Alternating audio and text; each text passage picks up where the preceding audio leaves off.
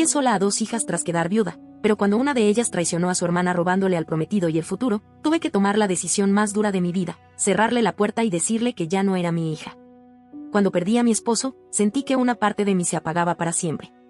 Teníamos apenas unos años de casados y 2 niñas pequeñas, Marina y Elisa, cuando un accidente automovilístico me dejó viuda de golpe. No hubo despedidas. Solo llamadas, ambulancias, trámites y un silencio pesado que se quedó a vivir conmigo por meses. Pero por ellas, por mis hijas, me mantuve de pie. Tenía que hacerlo. No podía darme el lujo de derrumbarme porque ellas necesitaban una madre fuerte, una que las protegiera, las guiara, y sobre todo, las amara sin medida. Las crié sola. Con miedo, con dudas, con errores, pero con todo mi corazón. Marina, la mayor, siempre fue más decidida, más extrovertida, con una energía que llenaba la casa. Elisa, en cambio, era más reservada, sensible, dulce, y siempre se apoyaba mucho en su hermana. Crecieron siendo inseparables. Lo compartían todo, desde la ropa hasta los secretos. Recuerdo cómo pasaban tardes enteras encerradas en su habitación inventando historias, soñando con sus futuros, riendo de cosas que solo ellas entendían. Me hacían sentir orgullosa, como si, a pesar de todo, hubiera hecho algo bien.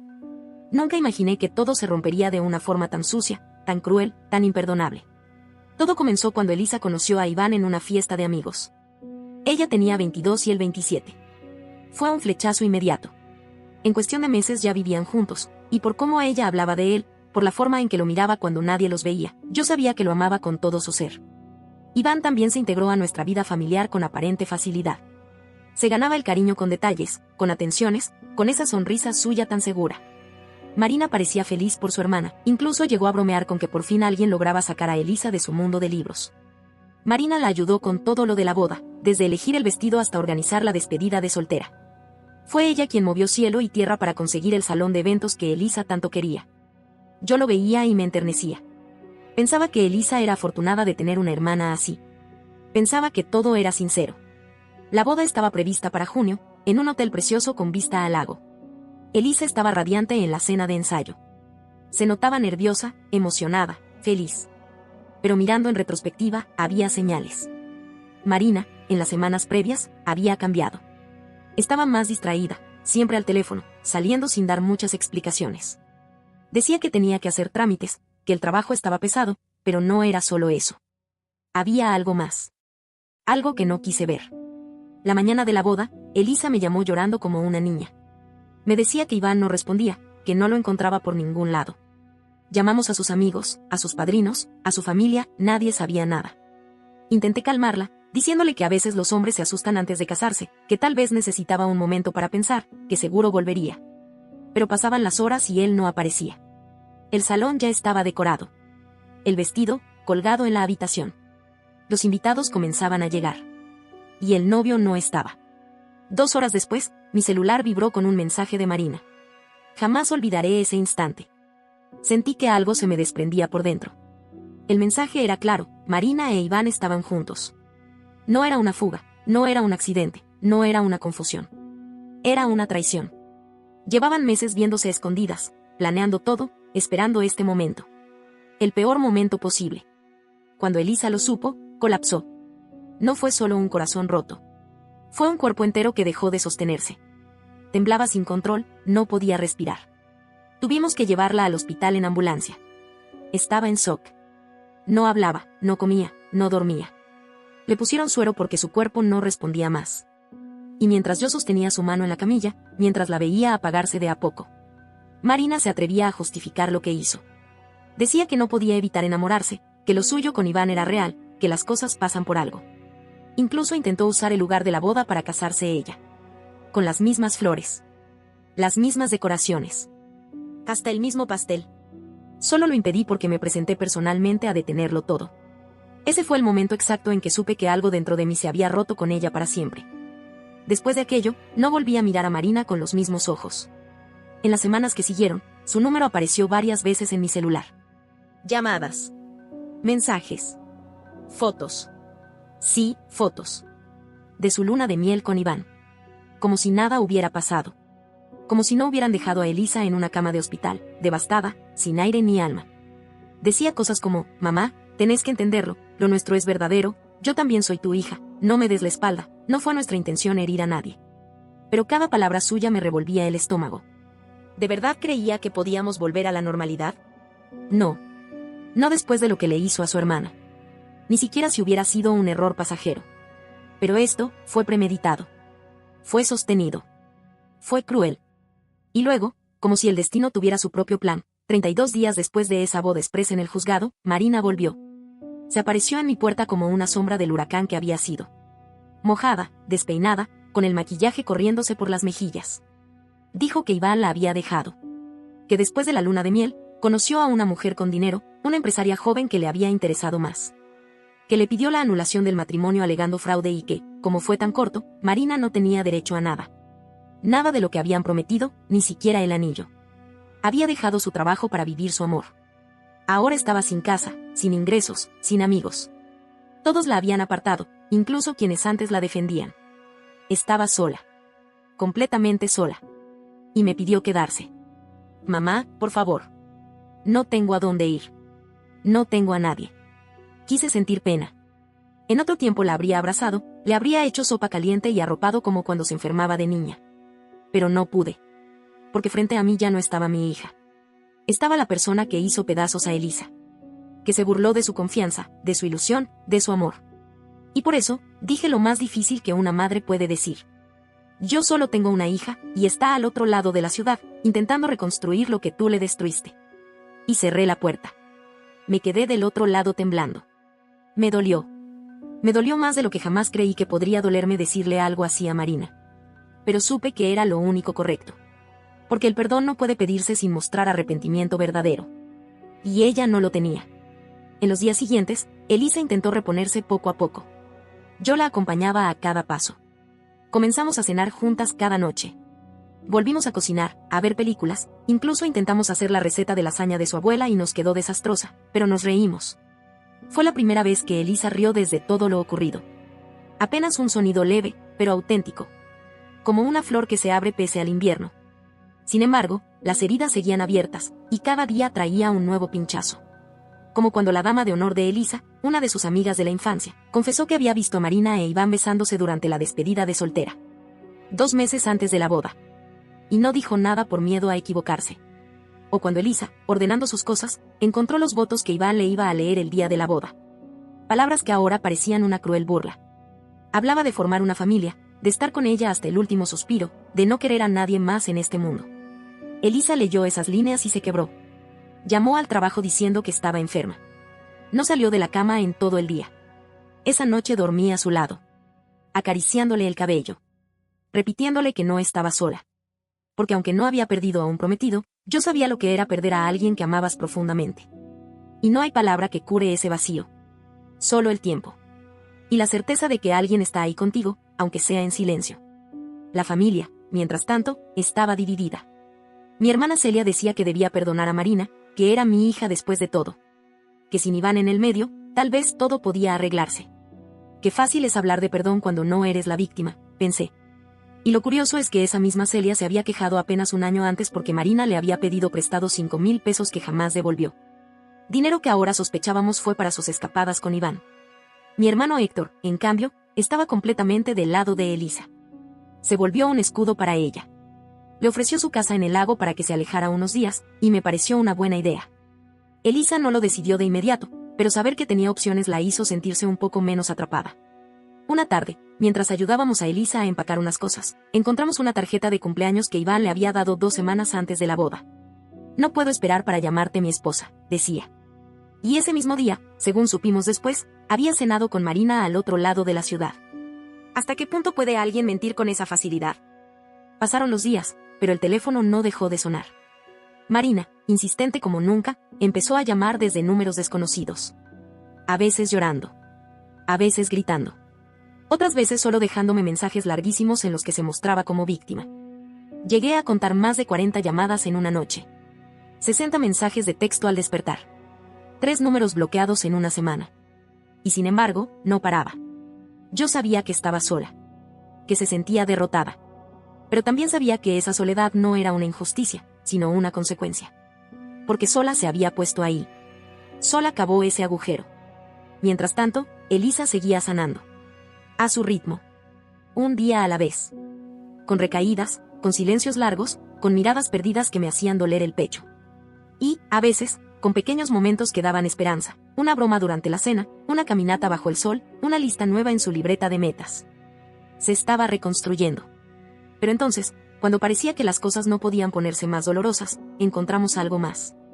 Entre las carpetas de planificación de la boda, entre listas de invitados, proveedores y menús, hallamos una hoja de cálculo que Marina había preparado para ayudar a Elisa con el presupuesto. Solo que al revisar los números más de cerca, Elisa notó discrepancias. Montos inflados. Facturas duplicadas. Servicios que jamás se contrataron pero fueron pagados. Marina había estado robándole dinero a su hermana. Al menos 3,000 pesos se habían desviado sin que Elisa lo notara. Marina se había aprovechado de su rol de apoyo para hacer pequeñas estafas disfrazadas de organización. Como si destruir su boda no hubiera sido suficiente. Elisa se quedó inmóvil frente a la computadora. No lloró. No gritó. Solo se quedó ahí, con la vista clavada en la pantalla, respirando lento. No sé si reír o vomitar, dijo al fin. Y yo sentí una rabia tan profunda que tuve que salir a caminar para no gritar. Porque una cosa es una traición emocional. Otra muy distinta es una traición con alevosía. Planeada. Sucia. Financiera. Y aún había más. La hija del jefe de Iván, la mujer rica por la que la dejó, empezó a contactar a Elisa a través de amigos en común. Quería hablar, contarle su versión. Decía que no sabía nada. Que Iván le había dicho que estaba soltero. Que ni siquiera conocía a Marina hasta después del viaje. ¿Le creímos? No lo sé. A esas alturas, ya no importaba. El daño estaba hecho. Lo irónico es que a Marina tampoco la llamó. Supimos que esta mujer, al enterarse de todo lo que Marina había hecho, la consideró una más de las víctimas. Pero tampoco quiso tener ningún tipo de relación con ella. Mi hermano Héctor seguía siendo un pilar. Un día, después de escuchar todo lo nuevo que habíamos descubierto, me miró con una seriedad que pocas veces le había visto. Sonia, esto ya no es solo una historia de traición amorosa. Es algo que roza lo criminal. Marina ayudó a Iván a mover dinero antes de la boda. Abrieron cuentas a su nombre. Evadieron gastos. Ocultaron intenciones. No es una hermana con el corazón roto. Es una socia en una estafa emocional y económica. Tuve que sentarme. Por si no fuera suficiente, días más tarde recibimos una carta formal del abogado de Iván. Exigía la devolución de objetos familiares que le había regalado a Elisa. Entre ellos, un collar de perlas que había pertenecido a su abuela, supuestamente. El mismo que Marina usó en su ceremonia por el civil. El mismo que aparecía en las fotos de su boda. ¿Tenían idea del nivel de crueldad? La reacción de Elisa fue clara. No quiero nada de él. Que se lo quede. Pero que sepa que no me va a quitar la dignidad. Por esos días, Iván fue despedido. Al parecer, su jefe, el padre de la chica con la que se había involucrado, se enteró de todo el historial y lo echó de la empresa. Fue su hija quien le contó. Y fue ella quien terminó con Iván después de enterarse de las múltiples mentiras. Una de las pocas cosas que me hicieron reír fue un rumor que llegó hasta nosotros desde esa universidad donde ella estudiaba. Al parecer, su nuevo novio, jugador del equipo, le dio una paliza a Iván. Decían que ahora jugaba con un collar hecho con uno de sus dientes colgando debajo de la pechera. Nunca vi pruebas, pero solo imaginarlo me sacaba una sonrisa. Pero las sonrisas eran breves. Porque todo seguía siendo muy real. Marina, mientras tanto, fue acogida por nuestra prima Leticia. Un favor que no duró mucho. Apenas unas semanas después, Leticia me llamó con la voz tensa. Sonia, no aguanto más. Marina está insoportable. Se la pasa de mal humor, llorando, justificándose. Ya no sé cómo tratarla. Y como si todo eso fuera poco, una noche Marina apareció borracha en el edificio de Elisa. No llamó a su puerta. No fue discreta. Tocó varios timbres hasta que alguien le abrió. Se sentó en el pasillo frente a la puerta de su hermana y empezó a alternar entre sollozos y gritos. Elisa me llamó, sin saber qué hacer. Corrí hasta allá. La encontré tirada frente a la puerta. Ojerosa. Deshecha. Apenas consciente. La ayudé a levantarse. Me suplicaba que la dejara ver a Elisa. Que tenía que explicarle todo. Que no fue como ella piensa. Que la culpa era de Iván. Logré meterla en el coche. Le hablé con firmeza. Le dije que Elisa no le debía nada. Que la dejara en paz. Y entonces, en medio de su mareo y sus lágrimas, Marina me soltó la bomba, estaba embarazada. Me mostró las pruebas. 3 test de embarazo con las 2 rayas bien marcadas. Dijo que se enteró una semana antes, que solo se lo había contado a Iván y que su reacción fue inmediata, seca y brutal, encárgate de eso, y luego, la bloqueó. Intentó ir a buscarlo a su trabajo, pero para entonces él ya había sido despedido. No había nadie que la recibiera. Nadie que le respondiera. Nadie que se hiciera cargo. En su mundo, esto era una señal. Me decía que el embarazo probaba que lo suyo con Iván era verdadero, que su amor era real, que estaban destinados a estar juntos. Yo apreté los labios para no contestar lo primero que se me cruzó por la mente. Quedar embarazada de un hombre comprometido con tu hermana no es una prueba de amor. Es otra consecuencia. Otro resultado de una cadena interminable de malas decisiones. Esa noche, dormí poco. La llevé de vuelta a casa de Leticia, aunque ya era evidente que la situación allí no duraría mucho. Al día siguiente, tuve que hacer algo todavía más difícil, contarle a Elisa. Ella no dijo nada al principio. Solo me miró, clavando los ojos en los míos, buscando una respuesta que yo no podía darle. Finalmente, preguntó: ¿fue antes o después de mi boda? Y dice que después, contesté. ¿Y tú le crees? No supe qué decirle. No hacía falta. Ya conocíamos demasiado bien las mentiras de Marina. Mientras tanto, Celia, mi hermana, empezó a hablar de organizar un baby shower. Como si todo esto no hubiera sucedido. Como si el bebé fuera un punto de redención. Héctor, por su parte, ni quiso saber nada. Lo comprendí. A esas alturas, todos estábamos agotados de sostener los restos de lo que alguna vez fue una familia. Y por si el desastre fuera poco, encontramos algo más. Entre correos antiguos y papeles desordenados, Elisa descubrió que Marina no solo había ayudado a Iván con la boda, también lo había ayudado a mover dinero. Habían creado cuentas a su nombre, desviado fondos, ocultado gastos. Era un trabajo conjunto. Premeditado. Marina no solo fue una traidora. Fue cómplice activa de un robo. Eso terminó de hundirla ante nuestros ojos. Pero, irónicamente, también fortaleció a Elisa. Empezó a ir a terapia con un especialista en traumas por traición. Y le hacía bien. Volvió a pintar. A salir. A respirar un poco mejor.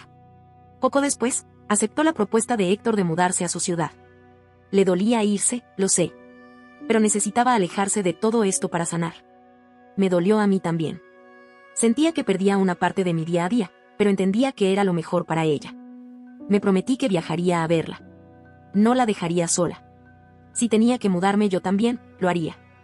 Aunque fuera solo por un tiempo. Marina, por su parte, fue desalojada de la casa de Leticia. Empezó a quedarse en casa de familiares lejanos que no tenían idea del caos que había causado. Pero ni siquiera ahí pudo mantenerse estable. Dicen que se volvió irritable, que bebía, que tenía cambios de humor. Luego llegó la peor noticia. Marina perdió al bebé. Leticia me escribió un mensaje corto, directo, sin adorno, fue por el alcohol y el estrés. No lo cuidó. La echamos. No respondí. Ya no sabía qué más podía decir. Ya no sabía si quedaba algo que reparar. Elisa, desde la distancia, decidió demandar a Marina y a Iván por los daños económicos. Por el dinero robado. Por el engaño. Por lo que se llevaron no solo de su cuenta bancaria, sino también de su dignidad. Yo la apoyé. Nunca la presioné. Pero si eso le daba un poco de justicia, entonces adelante. Los abogados se encargaron de todo. Nadie tuvo que verse las caras. Se logró recuperar la mayoría del dinero. De Iván, supimos poco. Que la mujer que lo había dejado por el jugador universitario no quiso saber más de él. Que andaba por ahí, intentando enganchar a otra. Que se había vuelto aún más cínico, más ruin, más repugnante. Marina intentó volver a contactar a Elisa. Lo supe porque mi hija me lo dijo con cara de piedra. Me dijo que la había llamado, que empezó a llorar, a victimizarse, y que cuando le dijo algo que no quiso escuchar, empezó a gritarle. Elisa colgó. Fin del intento. Yo tampoco volví a hablar con Marina. No sé qué fue de ella después de perder el bebé. Sé que está sola. Sé que no tiene trabajo ni familia cerca. Sé que algunos aún me juzgan por no haberla recibido. Pero no se trata de castigo. Se trata de límites. Perdonar no significa olvidar. Y mucho menos dejar que alguien vuelva a destruir lo poco que se ha logrado reconstruir. A veces la vida no te pide que elijas entre el bien y el mal. A veces te pone entre el daño y la dignidad. Y yo elegí la dignidad. Elisa está mejor. Volvió a visitarme hace poco. Reímos. Cocinamos. Vimos películas viejas. Fue como un eco de los días tranquilos. No todo está bien, pero hay paz. Y eso, para mí, ya es suficiente. No olvides dejar tu opinión en los comentarios, dejar tu like y compartir este video.